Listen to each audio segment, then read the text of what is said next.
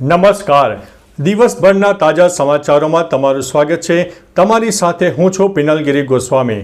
સમાચારો વિસ્તારથી જાણીએ એ પહેલા મહત્વના સમાચારો ઉપર એક નજર. મિત્રો, આજની વિડીયોમાં સૌપ્રથમ વાત થશે તાપસીએ એક્શન થ્રિલર ગાંધારીનું શૂટિંગ શરૂ કર્યું. તાપસી પન્નુએ પોતાની આગામી એક્શન થ્રિલર ફિલ્મ ગાંધારી લેટ ધી વોર બિગિનનું શૂટિંગ શરૂ કરી દીધું છે. તાપસીની ભૂતકાળની મંડ મરજિયા સહિતની ફિલ્મોની સર્જક કનિકા દિલ્લોન જ આ ફિલ્મ બનાવી રહી છે. દેવાશીષ મખીજા તેનું નિદર્શન કરી રહ્યા છે. તાપસીએ સેટ પરથી પ્રથમ દિવસનું આ શૂટિંગની તસવીરો પણ શેર કરી હતી. જોકે આ તસવીરમાં તાપસીનો ચહેરો છુપાયો હતો, પરંતુ તે એક્શન થ્રિલર હશે તેમ મનાય છે.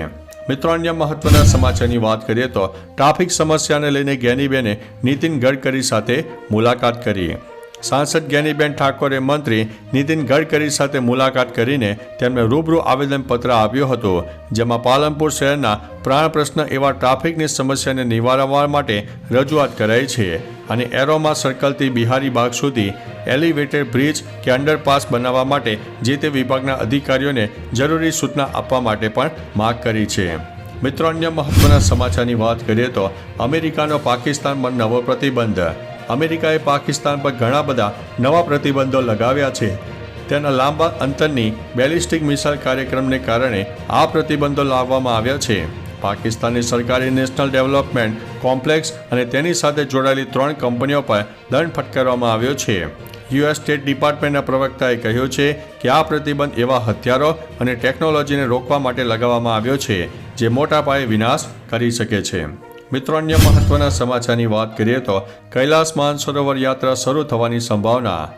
ડોકલામ વિવાદ બાદ ચીન દ્વારા આ યાત્રાને રોકી દેવામાં આવી હતી. હવે NSA ડોભાલની મંત્રણાઓ બાદ બંને દેશો આ યાત્રા ફરી શરૂ કરવા માટે સંમત થયા છે. તીર્થયાત્રીઓના આ યાત્રામાં કોઈ વિઘ્ન ન થાય તેની ખાસ વ્યવસ્થા કરવામાં આવશે. આ ઉપરાંત નદીઓના જળ વ્યવસ્થાપન અને સરહદ પર વેપાર પ્રવૃત્તિઓ વધારવા જેવા અન્ય મુદ્દાઓ પર બંને દેશો વચ્ચે સમજૂતી થઈ છે. મિત્રો, અન્ય મહત્વના સમાચારની વાત કરીએ તો રાશન કાર્ડ ધારકો માટે અગત્યના સમાચાર. સરકારે રેશન કાર્ડ ધારકોને ફરજિયાત KYC કરવા અનુરોધ કર્યો છે. રેશન કાર્ડ ધારકોને આ કામ માટે અનેક મુશ્કેલીઓનો સામનો કરવો પડી રહ્યો છે.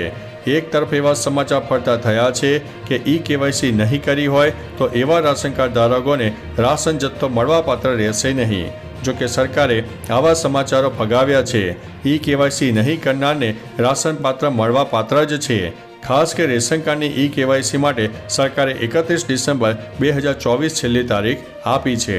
મિત્રો, અન્ય મહત્વના સમાચારની વાત કરીએ તો દિલ્હીમાં ઠંડી સાથે પ્રદૂષણની સ્થિતિ ગંભીર.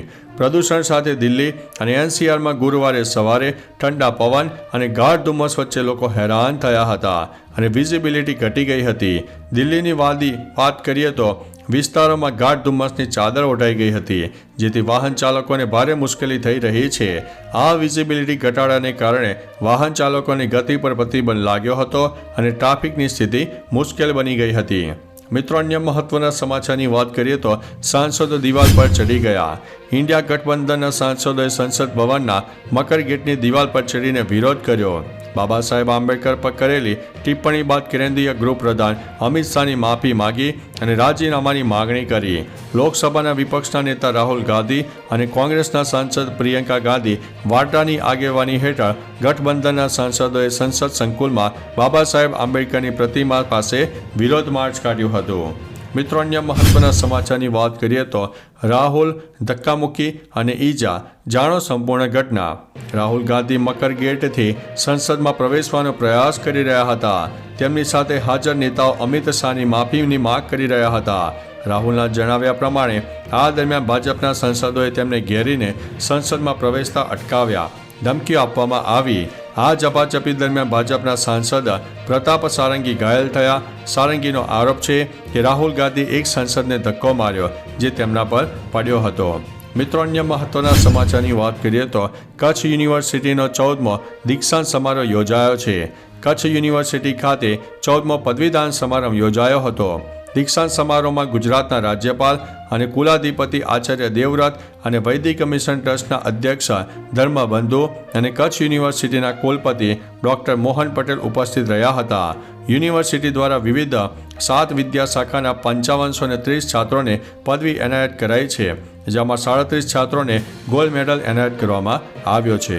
મિત્રો, અન્ય મહત્વના સમાચારની વાત કરીએ તો થરાના યુવકને ડિજિટલ એરેસ્ટ કરીને 28.19 લાખની છેતરપિંડી.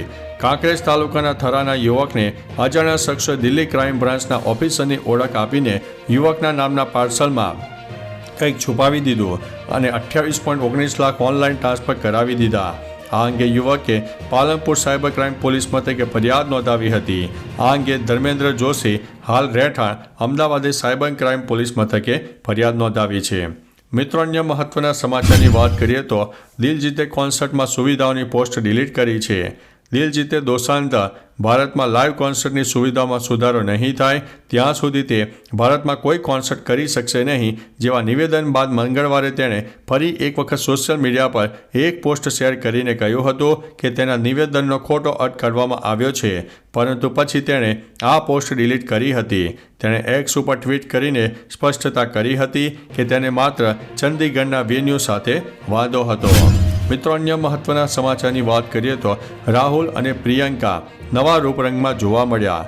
રાજ્યસભામાં અમિત શાહના બાબા સાહેબ અંગેના નિવેદન મુદ્દે સડકથી લઈને સડક સાંસદ સુધી હોબાળો થયો. સંસદમાં પણ કોંગ્રેસ સહિત વિપક્ષી દળોએ જોરદાર વિરોધ કર્યો. પ્રિયંકા અને રાહુલ ગાંધી પણ નવા રંગમાં જોવા મળ્યા. રાહુલ ગાંધીએ વાદળી ટી શર્ટ અને પ્રિયંકાએ વાદળી સાડી પહેરી હતી. ઉલ્લેખનીય છે કે વાદળી રંગને બહુજન આંદોલનના પ્રતીક તરીકે જોવામાં આવે છે.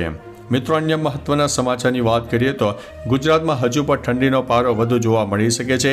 અનેક વિસ્તારમાં ન્યૂનતમ તાપમાન હજુ પણ 15 ડિગ્રી કરતાં નીચે રહેવાની સંભાવના વ્યક્ત કરવામાં આવી છે. તો ચાલો મિત્રો, ફરીથી દેશ અને દુનિયાના સુપરફાસ્ટ સમાચાર લઈને મળતા રહીશો. ત્યાં સુધી અમને રજા આપશો. નમસ્તે.